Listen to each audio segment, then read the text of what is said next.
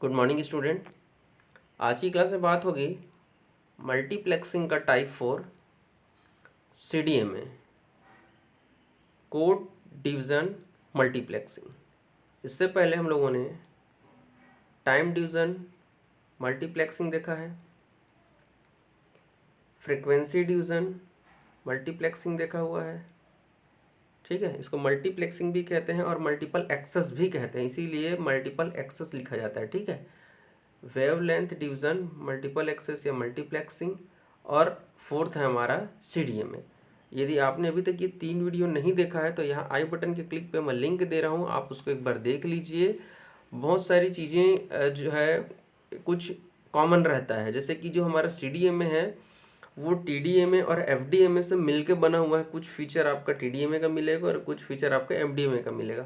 Same नहीं है, कुछ चीज़ें अलग हैं, कुछ चीज़ें कॉमन हैं। ठीक है, तो चलिए स्टार्ट करते हैं कोड डिवीज़न मल्टीप्लेक्सिंग।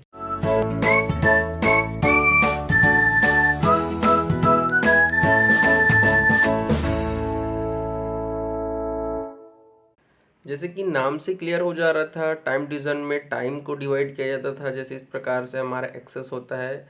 यदि यहाँ पे आपका समय है तो यहाँ पे टाइम डिवीज़न में समय को विभाजित किया जाता था। यहाँ पे यूज़र 1 डेटा सेंड करेगा, यहाँ पे 2, यहाँ पे 3 और यहाँ पे 4। मतलब एक जो निश्चित समय अंतराल था उसको हमने विभिन्न यूज़र के बीच में डिवाइड कर दिया। फिर बात जब फ्रीक्वेंसी डिवीज़न की हुई तो वहाँ पे समय कांस्टेंट था, समय सबके लिए बराबर था। बट यहाँ पे हम लोगों ने फ्रीक्वेंसी को क्या कर दिया था, डिवाइड कर दिया था। कुछ फ्रीक्वेंसी यूज़र 1 को, कुछ फ्रीक्वेंसी यूज़र 2 को और 3 को। फिर इस दौरान वो क्या करते थे, समय पूरा लेते थे, बट वो इसी जो है फ्रीक्वेंसी में ही अपना डेटा का जो है सूचनाओं का आदान प्रदान करते थे। फिर हम लोगों ने वेवलेंथ डिवीज़न मल्टीप्लेक्सिंग देखा। यहाँ पे मैं वेवलेंथ को ज़्यादा डिस्कस नहीं करूँगा क्योंकि मैंने कल ही बताया हुआ है।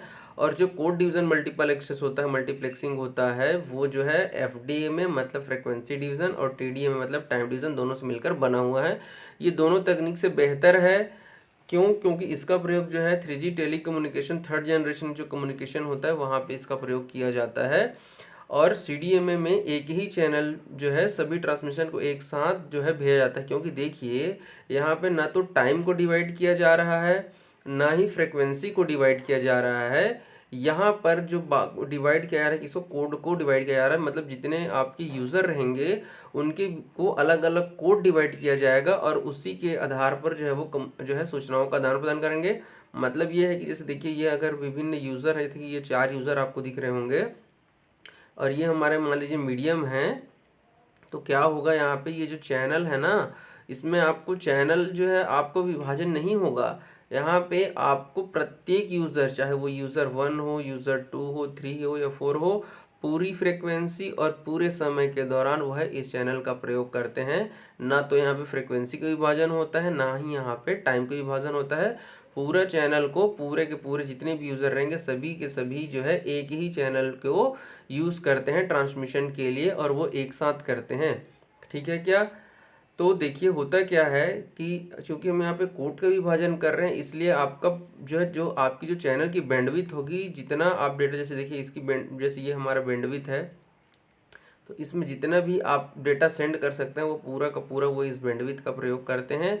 जबकि FDMA केस में क्या होता है, जो बैंडविड्थ होता है उसको अलग अलग यूज़र, जैसे यहाँ पे यूज़र 1 यूज़ करेगा, यूज़र 2, यहाँ पे यूज़र 3। फ्रीक्वेंसी डिवीजन आपने देखा हुआ है, वहाँ पे फ्रीक्वेंसी का विभाजन होता है। बट यहाँ पे इस केस में, कोड डिवीजन के केस में, संपूर्ण बैंडविड्थ पूरा का पूरा चैनल को प्रत्येक यूज़र जो है यूज़ करते हैं। उसी प्रकार से टाइम डिवीज़न के केस में क्या होता है, जो है हमारा ये जैसे ये टाइम स्लॉट्स है, तो यहाँ पे देखिए, यहाँ पे टाइम स्लॉट पे हमने बांट दिया रहता है कि देखिए शुरू के 5 सेकंड में यूज़र 1 सेंड करेगा, फिर अगले 5 सेकंड में यूज़र 2 यूज़ करेगा, फिर अगले 5 सेकंड में यूज़र 3 करेगा। अब 3 ही यूज़र है तो फिर अगले 5 सेकंड के लिए फिर यूज़र 1 आएगा, फिर अगले 5 सेकंड के लिए ऐसे यूज़र 2 आएगा, और ऐसा तब तक चलते रहता है साइकिल, जब तक कि पूरा का पूरा आपका डेटा और जो इन्फॉर्मेशन है वो रिसीवर तक ना पहुँच जाए। तो देखिए CDMA के केस में क्या होता है, जितने भी स्टेशन रहते हैं वो एक साथ डेटा भेज सकते हैं और इसके लिए आपको टाइम शेयरिंग की भी आवश्यकता नहीं होती है। जबकि TDMA के केस में टाइम शेयरिंग होती है। CDMA केवल क्या होता है, कोड का डिवीज़न होता है। अब देखिए जो मैं बार बार जो कोड बोल रहा हूँ ना, उसको मैं भी आपको बताने वाला हूँ कि यहाँ पे कोड का तात्पर्य क्या है और अलग अलग कोड के द्वारा कम्युनिकेशन किया जाता है। जैसे देखिए एक पहले सिंपल उदाहरण लेता हूँ, क्योंकि आप सभी के सभी phone, telephone, mobile phone use कर रहे हैं। ये देखिए, आप जब हम लोग किसी को फ़ोन करते हैं तो देखिए यदि आपके मोहल्ले में इस प्रकार से यदि टावर लगा गया है, तो ऐसा तो नहीं कि एक टावर लगा है और इधर एक टावर लगा है तो एक टाइम पे एक ही यूज़र बात कर रहा है, ऐसा बिल्कुल नहीं है भाई। चैनल माध्यम एक ही है, देख लीजिए यहाँ पे। बट यहाँ पे देखिए एक यूज़र ये है जो पर्पल कोड यूज़ कर रहा है, उसने इधर देखिए एक पर्पल कोड वाले बंदे को फ़ोन किया है, चैनल वही है। तो ये देखिए जैसे पर्पल कोड जो लिखा हुआ है वो हाई करके वो कम्युनिकेशन कर रहे हैं, हाई करके। तो यहाँ से जो सिग्नल हो जा रहा है, और ये देखिए इसी माध्यम को प्रयोग करके ऐसे करते हुए यहाँ पे इसको हाई ही सुनाई देगा, हेलो सुनाई नहीं देता है। उस दौरान यदि एक ग्रीन कोड वाला बंदा है, ग्रीन कोड वाले को फ़ोन कर रहा है और वो गो बोल रहा है, तो देखिए हाई और गो एक ही माध्यम का प्रयोग कर रहे हैं, एक ही मीडियम से जा रहे हैं। लेकिन ऐसा तो नहीं कि देखिए आप अपने फ्रेंड से बात करते रहते हैं, आप हाई बोलते हैं उसको हेलो सुनाई देता है, ऐसा रहता है क्या? नहीं। बट उसी टाइम पे देखिए दो बंदे इधर से फ़ोन लगा रहे हैं, इधर भी दो बंदे हैं, ये देखिए इन्होंने हाय कहा तो सामने वाले को हाय ही सुनाई दे रहा है, और इधर गो बोल रहा है तो गो ही सुनाई दे रहा है। तो यहाँ पे क्या होता है कि ये जो माध्यम होता है, जो मीडियम होता है ना, उसमें कोलिजन नहीं होता है, टकराव नहीं होता है। कोलिजन मतलब आपका क्या होता है? टकराव नहीं होता है। संपूर्ण पूरे का पूरा चैनल का प्रयोग, पूरी बैंडविड्थ का प्रयोग पूरे समय तक प्रत्येक यूज़र करते हैं, इसीलिए ये जो है ज़्यादातर यूज़ होता है। ठीक है, कम्युनिकेशन के लिए जो है CDMA आप लोगों ने देखा होगा दो प्रकार का। पहले अभी तो देखिए CDMA ज़्यादा यूज़ में नहीं है। आप लोगों को कुछ टाइम समय याद होगा, रिलायंस का एक CDMA का अलग से ही सेट आता था, जिसमें रिलायंस जियो का ही सिम लगता, जियो नहीं बोलना चाहिए, रिलायंस CDMA का सिम आता था। ठीक है जी, और उस फ़ोन में सिर्फ CDMA का ही सिम लगता था और उससे कम्युनिकेशन होता था। और एक आप हम लोग जो यूज़ करते हैं वो GSM है। आप सबने देखा होगा। ये GSM क्या होता है, इसका फुल फॉर्म आप मुझे जो है कमेंट बॉक्स में बताएंगे आप लोग, GSM का फुल फॉर्म क्या होता है। ठीक है। अब देखिए मैं जो बार बार आपको जो कोड बोल रहा था कि कोड का डिवीजन होता है, कोड का डिवीजन, देखिए मैं एक चीज़ क्लियर करना चाहता हूँ। हमारे सिलेबस के हिसाब से कंप्यूटर नेटवर्क जो बिलासपुर यूनिवर्सिटी का सिलेबस है, उसमें मैंने पहले ही कहा हुआ है एक 2.5 नंबर का क्वेश्चन आता है और एक आपका 7.5 नंबर का क्वेश्चन आता है। तो देखिए अब क्वेश्चन क्या बनता है, यदि क्वेश्चन बनता है कि मल्टीप्लेक्सिंग क्या है, कंप्यूटर नेटवर्क में कितने प्रकार के मल्टीप्लेक्सिंग यूज़ किया जाता है, तो आपको ये जो क्वेश्चन बनेगा वो 7.5 नंबर का बनेगा। और 7.5 नंबर के क्वेश्चन में आपको चारों टाइप को डील करना रहेगा। तो देखिए भाई 4 टाइप है और 7.5 नंबर का मतलब अगर हम देखें मोटा मोटा हिसाब ले तो एक क्वेश्चन के पीछे 2 नंबर मिल रहा है। और मैंने जितने भी लेक्चर लिए हैं सबका कम से कम 2 स्लाइड में डिस्क्रिप्शन दिया है और एक एक डायग्राम बनाया हुआ है। तो देखिए इतना सफिशियंट है जो मैंने अभी आपको थ्योरी बताया और डायग्राम आपका CDMA के पॉइंट ऑफ व्यू से। यदि वो अब देखिए मान लीजिए यदि सेपरेट पूछेगा तब वो 2.5 नंबर का पूछे। अब ऐसा तो नहीं भाई कि मल्टीप्लेक्सिंग क्या है बता दीजिए और 2.5 नंबर के क्वेश्चन में चारों टाइप को तो डील नहीं करना पूछेगा, वो आपसे इंडिविजुअल पूछेगा कि CDMA क्या है, FDMA क्या है, WDMA क्या है, वो 2.5 नंबर का आएगा। तो 2.5 नंबर के हिसाब से इतना सफिशियंट है कि आप यहाँ पर डेफिनेशन बता दें और ये वाला डायग्राम बना दें। फिर भी चूंकि ये सिलेबस में है, मेरा फ़र्ज बनता है मैं आपको एक एग्जांपल भी बताऊं, लेकिन ये जो है आप यदि आपको समझ में आ जाता है, बन जाता है तो बनाइए, लेकिन ये ज़रूरी नहीं, क्योंकि देखिए ये टाइम कंज्यूमिंग है भाई, सीख लीजिए बट पॉइंट पे परीक्षा के पॉइंट ऑफ व्यू से थ्योरी सफिशिएंट है। तो चलिए मैं आपको उदाहरण बता देता हूँ। ठीक है, तो CDMA में क्या होता है, देखिए यहाँ पे फोकस करिएगा। ये देखिए ये S1 जो दिख रहा है, S2 दिख रहा है, S3 और S4, ये आपका स्टेशन है। 4 अलग अलग यूज़र है मान लीजिए जो कम्युनिकेशन करना चाहते हैं CDMA के थ्रू। तो देखिए इसमें एक स्टेशन है जो S1 डिनोट कर रहा है। यहाँ पे देखिए जो C1 दिख रहा है, C1, C2, C3 और C4, यही है आपका कोड। और कोड को डिवाइड किया गया देखिए 4-4 बिट में। जरूरी नहीं है 4 बिट में, हमने 4 बिट लिए तो जितना बिट लेंगे वो सभी के लिए संभाल लेंगे। ये देखिए यहाँ पे 4 बिट आपको 1 1 1 1 दिखाई दे रहा है। यहाँ पे देखिए 1 -1 1 -1 दिख रहा है, ये दिख रहा है ना। यहाँ पे देखिए C3 में देखिए 1 1 -1 -1, और ये देखिए फोर्थ में है आपको 1 -1 -1 और 1। तो देखिए आप ऐसा बिल्कुल नहीं सोचेंगे कि रेंडमली सर कुछ भी ले रहे हैं क्या, ऐसा बिल्कुल नहीं है भाई। ये जो मैं कोड ले रहा हूँ ना उसको भी चेक करने के लिए एक नियम है। ये जितने भी कोड आप बनाएंगे उसको जस्टिफाई करना पड़ेगा, एक नियम बना गया। ये देखिए यहाँ पे 2 नियम है, इसको पालन करना पड़ेगा तभी वो कोड सही है।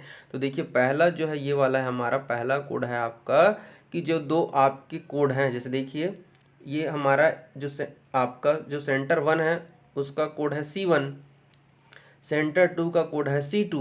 तो जो 2 आपका सेंटर है उसका जब कोड का आप मल्टीप्लाई करेंगे, किन्हीं भी 2 का ना, जरूरी नहीं कि आप इन दोनों का मल्टीप्लाई करें, आप इन दोनों का कर सकते हो, इन दोनों का कर सकते हो और इन दोनों का भी कर, किन्हीं 2 का मल्टीप्लाई करते हैं तो उसका मान क्या आना चाहिए, वैल्यू 0 आना चाहिए। जैसे उदाहरण के लिए बता रहा हूँ, देखिए 1 का मल्टीप्लाई करिए पहला डिजिट का पहला बीट से, पहला बीट का पहला बीट से। देखिए यहाँ 1 है, यहाँ पे 1 है, तो 1 1 का करिए 1 आएगा। सेकंड देखिए यहाँ 1 है, यहाँ -1 है, तो क्या आएगा आपका -1 आएगा। फिर देखिए यहाँ 1 है, यहाँ पे 1 है, तो फिर से आपका 1 आएगा।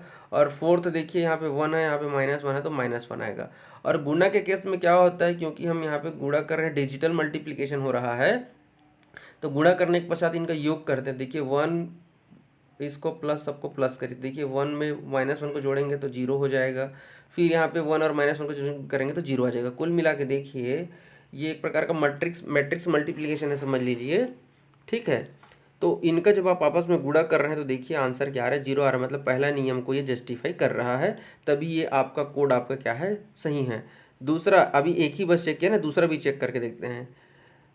जब किसी दो अलग अलग सेंटर का कोड को गुणा करो तो 0 आए, और जब खुद का खुद से गुणा करें, मतलब सेंटर 1 का सेंटर 1 से गुणा करो, या सेंटर 3 का मतलब खुद को खुद से गुणा करना है, तब उसका मान क्या आना चाहिए, उतना ही आंसर आना चाहिए जितना आपके नंबर ऑफ बिट्स। देखिए यहाँ पे कितने बीट का है, 4 बीट का है ना भाई। देखो 1 2 3 4, यहाँ पे 4 ही है ना हमारे, तो देखो 4 बीट है, मतलब 4 आना चाहिए। देखिए आप C1 का गुणा करो, 1 1 1 1 का गुणा करोगे 1 1 1 1 का, तो देखिए ये पूरा का पूरा धनात्मक है, पॉजिटिव वैल्यू, इधर भी पॉजिटिव वैल्यू है। तो जब इसका इसके साथ गुणा करोगे तो 1 आएगा 1 आएगा 1 आएगा और 1 आएगा, तो एक एक एक एक सबको जोड़ोगे तो 4 आएगा। तो देख लीजिए आंसर 4 आ गया, मतलब आपका आंसर सही है। चलो एक और चेक करके दिखा देता हूँ। मान लो C2 में C2 का गुणा करेंगे तो क्या आएगा, तो चलिए भाई C2 में C2 का गुणा करो, 1 का गुणा 1 से करो, खुद का गुणा खुद से 1 आएगा। -1 का -1 से गुणा करोगे तो सबको पता है माइनस माइनस से गुणा होता है तो +1 आता है। इस प्रकार से देखिए दूसरा नंबर का जो वैल्यू है उसका भी मान 1 आ गया, मैं इधर लिख रहा हूँ इस प्रकार से। तीसरे में देखिए 1 है तो 1 का तो 1 ही आएगा भाई, कोई दिक्कत ही नहीं है। और चौथा में फिर से -1 है, तो -1 का -1 से गुणा करेंगे तो 1 आएगा। इस प्रकार से देखिए 1 2 3 4। तो नियम समझ में आया आपको कि जो कोड रहता है वो खुद से खुद का गुणा करो तो उतना ही आंसर आए जितने नंबर ऑफ बिट्स हैं, और एक कोड का दूसरे कोड से गुणा करो तो 0 आना चाहिए। इस प्रकार से ये हमारा सिद्ध हो गया कि मैंने जो इनको कोड दिया गया है, मैंने जो कोड दिया है वो बिल्कुल सही है। आप C3 और C4 के लिए भी चेक करके देख सकते हैं। यहाँ तक बात क्लियर हो गई। तो देखिए क्या होता है, हमारे पास जो सेंटर हैं, जो डेटा सेंड करना चाहते हैं, हमारे पास स्टेशन है बोलिए या सेंटर है बोल लीजिए, उनको एक कोड दिया जाता है। तो ये हमने कोड दे दिया, सबको देख लीजिए C जो है वो कोड है। अब देखिए वो डेटा देते हैं जो इनको सेंड करना। तो देखिए मैंने D1 को -1 दिया है, D2 को +1 दिया है, D3 को -1 दिया और D4 को +1 दिया है। मतलब D1 जो डेटा भेजना चाह रहा है उसका मान 1 है, D2 का भी मान 1 है, लेकिन देखिए D3 और D1 -1 भेज रहे हैं। और -1 क्योंकि हमारे जो बाइनरी होता है उसमें या तो 0 होता है या 1 होता है भाई। तो जो 1 है वो धनात्मक 1 को रिप्रेजेंट कर रहा है, और 0 जो है वो -1 को रिप्रेजेंट कर रहा है। क्लियर है क्या? ये देखिए मैंने यहाँ पे लिख दिया है कि डेटा बिट 0 -1 को रिप्रेजेंट कर रहा है और 1 जो है +1 के लिए कर रहा है। ठीक है, तो अब देखिए हमने प्रत्येक सेंटर को या स्टेशन को एक डेटा बिट दे दिया और एक आपका कोड दे दिया। ठीक है ना? तो देखिए क्या कहता है कि अब देखिए मान लीजिए अब हमको क्या करना है, रिजल्ट बनाना है। रिजल्टेंट क्या होगा, तो रिजल्ट जो होगा वो रिजल्ट कैसे बनाया जाता है, तो देखिए रिजल्ट बनाने का तरीका क्या है आपका कि भाई आप जो है जितने भी आपके कोड हैं और जो डेटा है उनका मल्टीप्लाई करो, क्या करो, गुना करो। तो देखिए कोड है आपका C1 और डेटा है आपका D1, दोनों का आप आपस में क्या करिए, गुना करिए। तो देखो भाई -1 का जब सबके साथ गुणा करोगे तो -1 आएगा, आएगा कि नहीं आएगा जी। अब +1 का इसके साथ गुणा करोगे तो जैसा है वैसे ही आ जाएगा। गुणा करके देखिए, ये देखिए हम -1 का गुणा करोगे तो देखिए माइनस और माइनस का गुणा हमेशा क्या होता है, प्लस होता है भाई ना। तो ये देखिए यहाँ पर -1 का गुणा करिए -1 से तो प्लस हो जाएगा, फिर -1 से करोगे तो प्लस हो जाएगा, और माइनस का जब प्लस के साथ गुणा करते हैं तो माइनस हो जाएगा, और ये देखिए ये भी माइनस हो गया। तो इस प्रकार से देख पा रहे होंगे आप, इसका ये जो बन रहा है अब हमारा, ये हमारा क्या है, को जो है सेंटर का वैल्यू निकल रहा है। ठीक है, स्टेशन का कैसे निकाल रहे हैं, दोनों का मल्टीप्लाई कर दे रहे हैं, किससे, किसका, कोड का और डेटा का। तो इस प्रकार से देखिए C1 D1 का मान इतना आ गया, C2 D2 का मान इतना आ गया, C3 D3 का मान इतना आ गया और C4 D4 का मान इतना आ गया। ठीक है, अब सबको आपस में जोड़िए क्योंकि हमको रिजल्ट निकालना है। रिजल्ट कैसे निकलेगा, C1 D1 + C2 D2 + C3 D3 plus C4D4, इस प्रकार से हम सबका जोड़ के हम रिजल्टेंट बनाते हैं, रिजल्ट बनाते हैं। तो जो हमारा वैल्यू आ रहा है देखिए यहाँ पे देखिए -1, ये देखिए पहला पहला बीट को मैं लिख रहा हूँ, यहाँ पे देखिए -1 है, यहाँ पे देखिए +1 है, यहाँ पे देखिए -1 है, और यहाँ पे देखिए +1 है। यहाँ पे ये देखिए C1D1 में -1, C2D2 में +1, C3D3 में -1 और C4D4 में 1। तो ये देखिए भाई एक प्लस एक माइनस को जब करोगे तो 0 हो जाएगा और इसको करोगे तो 0 आ जाएगा। इस प्रकार से पहले बीट का मान आ गया, आपका रिजल्ट का मान 0 आ गया। उसी प्रकार से दूसरा बीट को देखो, यहाँ पे क्या है -1, यहाँ पे क्या है -1, यहाँ पे भी क्या है, तीसरा मान देखिए -1, सॉरी दूसरा मान -1, और यहाँ पे देखिए दूसरा मान भी क्या है -1। सब में देखिए -1, तो सब माइनस माइनस को जोड़ोगे तो 1 2 3 4, इस प्रकार से देखिए दूसरे का मान क्या आ गया, आपका -4 आ गया। ठीक है, इस प्रकार तीसरे और चौथे को भी देखिएगा तो इस प्रकार से आपके पास रिजल्ट आएगा 0 -4 0 और 0, ये आ गया हमारा रिजल्ट। अब आपको चेक करना है कि D1 ने जो डेटा सेंड किया है वो क्या है। तो देखिए आपका D1 का मान क्या है जी, -1 है ना। अब मैं आपको चेक करके दिखा रहा हूँ, देखिए कि D1 ने क्या डेटा सेंड किया था। तो उसके लिए आपको क्या करना पड़ेगा, आपका रिजल्ट जो मिला है उसका गुणा करना है आपको उसी सेंडर द्वारा जो कोड जनरेट किया गया था। देखिए समझिएगा बात को, ये हमारा रिजल्ट है बाबू, सबके लिए कॉमन। क्या आया है, 0 -4 0 और 0। ठीक है, और आपको चेक करना है D1 के लिए, तो D1 का जो कोड है उसका गुणा कर दो आप रिजल्ट के साथ, तो निकल जाएगा कि पहले वाले ने क्या डेटा सेंड किया था। तो ये देखिए पहले वाले का कोड क्या है, 1 1 1 1, और रिजल्ट तो आपका कॉमन है जी, 0 -4 0 0। अब इन सब को क्या करिए, आप आपस में गुणा कर दीजिए भाई। 1 का 0 से गुणा करोगे तो 0 आएगा, 1 का -4 से गुणा करोगे -4 आएगा, 1 का 0 से गुणा करोगे 0 आएगा, और 1 का 0 से गुणा करोगे तो 0 आएगा। कुल मिला के मुझे कितना मिलेगा, इन सब को जोड़ दो बाबू, -4। और नंबर ऑफ बीट कितने थे, 4 थे, तो 4 से भाग दे दो, तो 4 एकम 4, और माइनस का तो देख लो भाई, -1 आया है, -1 आया है, और D1 ने -1 ही आपको सेंड किया था। तो इस प्रकार से प्रूफ हो गया कि D1 ने क्या डेटा सेंड किया था। एक और आपको दिखा देता हूँ R2 के लिए, इसके लिए भी सिद्ध करके दिखा देता हूँ। तो देखिए सबके लिए रिजल्ट बराबर है, 0 -4 0 0, वो तो कॉमन रहेगा ही रहेगा भाई, क्योंकि रिजल्ट तो सबके लिए कॉमन है, मैंने बीच में लिख दिया है।